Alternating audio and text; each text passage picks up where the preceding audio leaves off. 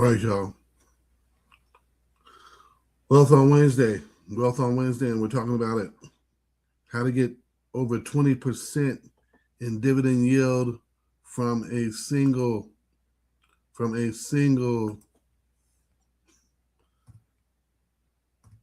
BDC. Come on, man. What are we talking about? We're talking about Horizon and Horizon HRZN. Horizon as a company that delivers, right? As a company that delivers on its goal, right? I would say you could get a heavy chunk of money from a company, an ETF rather, BISD, right?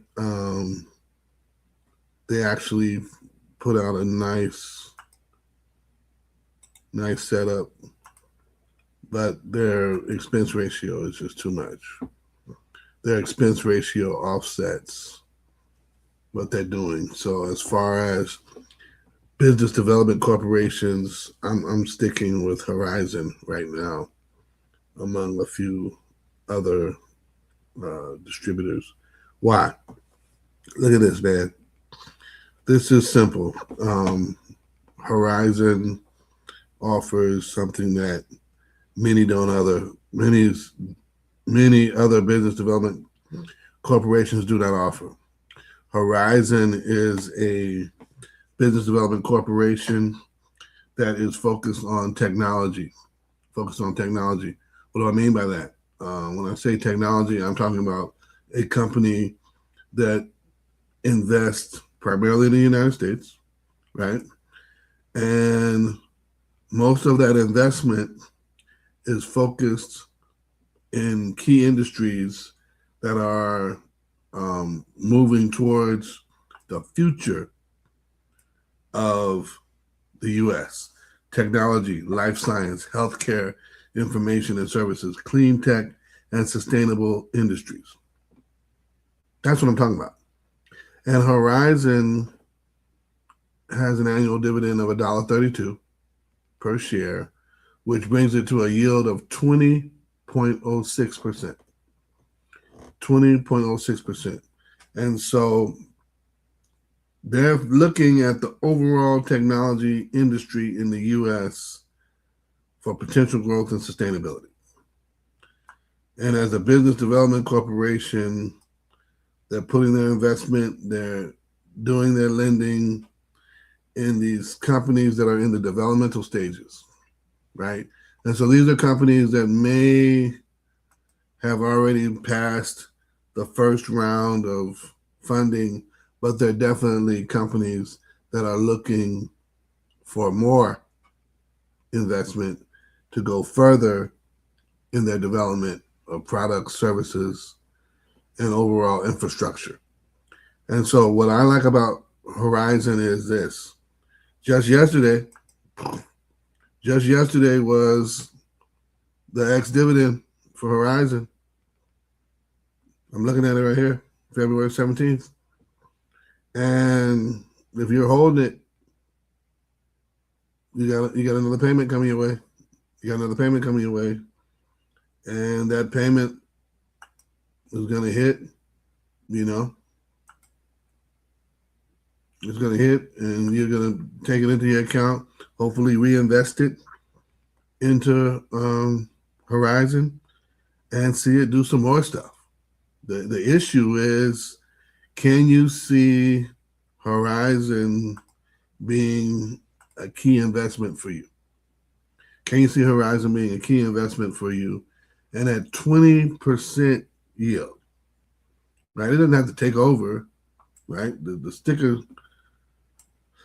is selling for $6.58, right? It doesn't have to take over for you, but by the time we get to the middle of March 13th, that payday will come and you reinvest that That'll stack up continuously because this thing pays monthly. This thing pays monthly, like some other BDCs that we know. And so I'm juiced about Horizon. I own Horizon in at least two of my taxable accounts. And I say that because Horizon is part of a income structured portfolio that I've been developing to kick off anywhere between 10 to 12% average yield. And now with its price dropping, Horizon has hit at a level to where many analysts are saying hold. And I'm still in the accumulation stage. And I'm accumulating more now because not just for the higher yield, but I'm accumulating more now because it remains a consistent player. As far as it reaching this forecasted $7 and change, great. I wouldn't mind if it did it next year, and I wouldn't mind if it did it in 3 years. You know why? Because I'm not investing in this one for growth. This one's just purely income. Purely income. I mean, steady income from it, and that's my avenue. Look at it. The yield and dividend growth are negative, right? But this thing is marked out in the right territory, technology. And if we looked at it properly, if I was investing in a tech ETF or a tech mutual fund, I'd be paying a high expense ratio and paying for management to select stocks and companies that they think could benefit from it or grow from it. But I'm going to go with these guys are the angel investors for technology, life science, clean energy. That's broad enough for me. If I have this combined with some of my Global X investments, I'm cool. I'm cool because this is going to give me enough in the long run to provide the income that I'm looking for this particular portfolio. This particular portfolio that I'm trying to fulfill gets me in a position to where I can balance out my long-term stock investments along with my primary income, BDCs, REITs, mortgage ETFs, preferred ETFs, laddered I-bond ETFs. All that's right there. And throw that in with a couple of Wisdom Tree and a few other dividend ETFs, and I'll shut up. I'll shut up and keep it rolling for the next 10 to 15 years. And then repackage it, rebundle it into even safer diversification and shut it down. Just coast that thing into retirement. But right now, I'm digging in and I'm picking it up. I'm picking it up at $6.50. Come on, man. $6.50, and it's kicking out 20%. You're not getting a lot of investments like this. And how long will it do this? I'm not sure. But then again, that's why we invest. That's why we take the risk. If you can't stomach the ups and downs, the ebbs and flows of it, buy a balanced fund and shut up. Buy a balanced fund and a S&P 500 index fund or total market index ETF and shut up. I mean, that's what I do for my retirement account. I'm not jumping up here hanging off a cliff, 10 toes down, trying to figure out how to generate, 10, 12% income in a retirement account. No. Take the S&P 500, total stock market, a little bit of international, a lot of bonds, and I sit back and ride that thing out. Buy bonds. That's it. But as far as taxable portfolio that I may need to offset some medical bills later on in life, yeah, give me 10, 12%. Give me CDs kicking off 3, 4%. If I can find one at 5%, I'll take it. Give me a high yield savings account, 4%, I'll take it. That's what I'm aiming for. In that lane, in order to do the things that I need to do for me. What you need to do for you is evaluate what can you tolerate, and then what's your target. What can you tolerate and what's your target?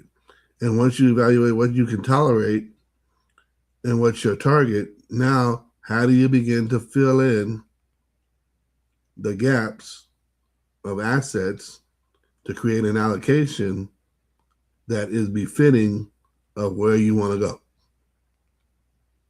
Taking a while to get there, taking some learning to get there, but I'm definitely not doing it with all the dials of the dog. And I'm definitely not doing it with all dividend aristocrats. 4% is just not going to get me there every quarter. I need some things to juice that up and boost that up between those quarterly payments. And that's why I love digging into Horizon and some other companies where I can get that return.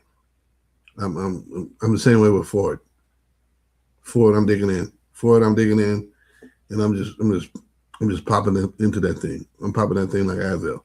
Ford is going to continue to be a key holding of mine across multiple portfolios, no matter what, because what? It'll teeter between 4.5% to 6%, no matter what. Verizon, same thing. The Verizon's in 2 or 3 places. Cool. But I'm not doing that with Dow Chemical. I'm not doing that with Johnson & Johnson, right?